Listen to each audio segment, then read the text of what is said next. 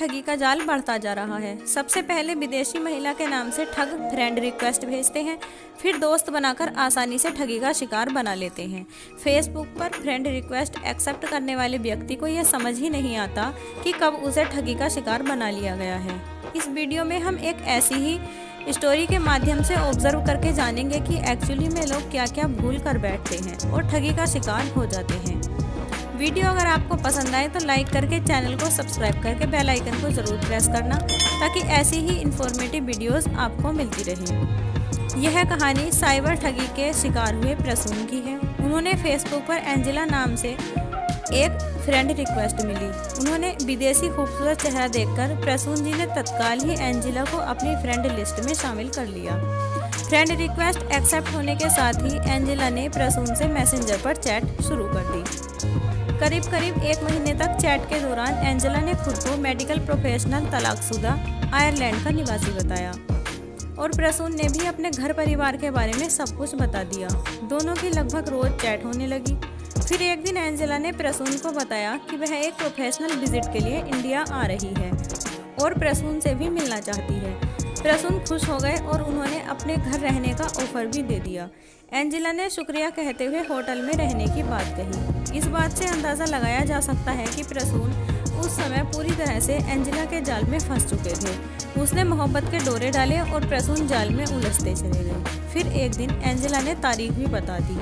1 सप्ताह बाद यात्रा वाले दिन प्रसून को पहली बार एंजेला का फोन आया और एंजेला ने प्रसून को बताया कि उनकी फ्लाइट लंदन से दिल्ली के लिए थी, जो छूट गई है। अब वह 1 सप्ताह बाद आ सकेगी। मिलने के लिए बेकरार प्रसून निराश हो गए। जो होटल उन्होंने एंजेला के लिए बुक किया था उसका पैसा भी डूब गया। 1 सप्ताह बाद एंजेला ने अपने दिल्ली आने की सूचना फिर से प्रसून को दी। प्रसून फिर खुश हुए।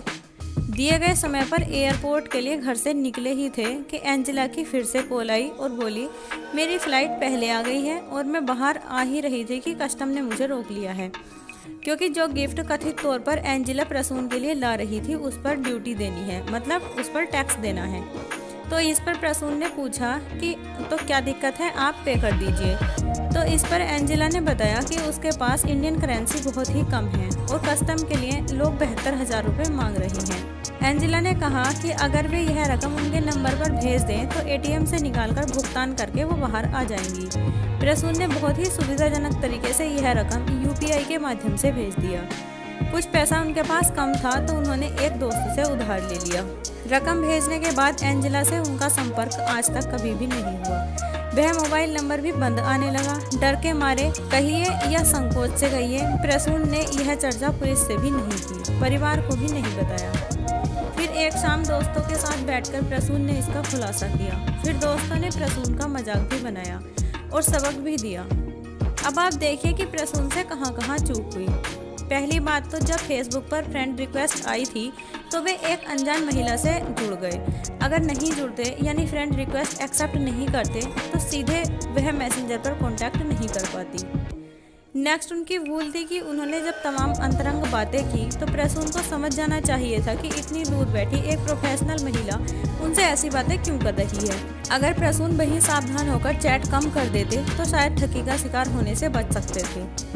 एंजेला ने कथित तौर पर दिल्ली एयरपोर्ट पर फ्लाइट के जल्दी पहुंचने की जानकारी दी और लोकल सिम कार्ड अरेंज कर उस पर यूपीआई के माध्यम से पैसे भेजने की बात बताई। प्रसून का दिमाग बिल्कुल भी नहीं ठनका कि इंटरनेशनल फ्लाइट लगभग 10 से 12 मिनट तो जल्दी हो सकती है, लेकिन घंटे 2 घंटे पहले कैसे जल्दी हो सकती है। कस्टम में फंसी एक विदेशी लड़की एयरपोर्ट पर सिम कार्ड अरेंज कर लेती है, यूपीआई भी स्टार्ट कर लेती है, पैसे भी मांग लेती है, फिर भी प्रसून चौंकते नहीं हैं और ठगी का शिकार हो जाते हैं। यह ठगी 72,000 यानी 72,000 की हुई, लेकिन ये और भी ज़्यादा हो सकती थी। राजधानी दिल्ली में अक्सर ऐसी धोखाधड़ी की घटनाएं होती रहती हैं, जहां नाइजीरियन पकड़े भी जाते हैं, हर तरह से जुर्म करते हुए पकड़े जाते हैं। आए दिन इनकी हरकतें मीडिया की सुर्खियों में बनी रहती हैं, फिर भी प्रसून जैसे लोग अलर्ट नहीं हुए। साइबर क्राइम एक्सपर्ट्स का कहना है कि इस डिजिटल युग में फेसबुक पर आप उसे ही अपना मित्र स्वीकार करें जिसे नाम से, चेहरे से, काम से आप जानते हो। किसी भी अनजान पुरुष या महिला से दोस्ती करने से बचना चाहिए। प्रसून की कहानी के हवाले से हमें यह बताया गया है कि अगर यह नौजवान चाहता तो बच सकता था, लेकिन असल में प्रसून एंजेला को दिल दे बैठा था, जो कहीं एग्जिस्ट ही नहीं करती थी। वह स्त्री या पुरुष के रूप में सिर्फ एक ठगी गिरोह के सदस्य के रूप में सक्रिय है। वे बताते हैं कि अगर प्रसून मित्रता स्वीकार नहीं करते तो मैसेंजर में उसे सीधे चैट की आज़ादी नहीं मिलती। फिर भी अगर आप किसी अनजान को भी अपनी फ्रेंड लिस्ट में शामिल कर रहे हैं तो एक बार उसकी प्रोफाइल देखनी चाहिए। पोस्ट देखने से भी व्यक्ति के बारे में बहुत कुछ पता चल जाता है। मतलब थोड़ी सी सावधानी से ही इस तरह की साइबर ठगी से बचा जा सकता है। ऐसे भी बहुत सारे प्रसून हैं जो ठगे जा चुके हैं, इसलिए सतर्क रहें, सावधान रहें। वीडियो से अगर आपको हेल्प मिली हो तो प्लीज़ एक लाइक करके चैनल को सब्सक्राइब जरूर करें, ताकि ऐसे ही यूजफुल वीडियो आप तक पहुँचती रहे। धन्यवाद।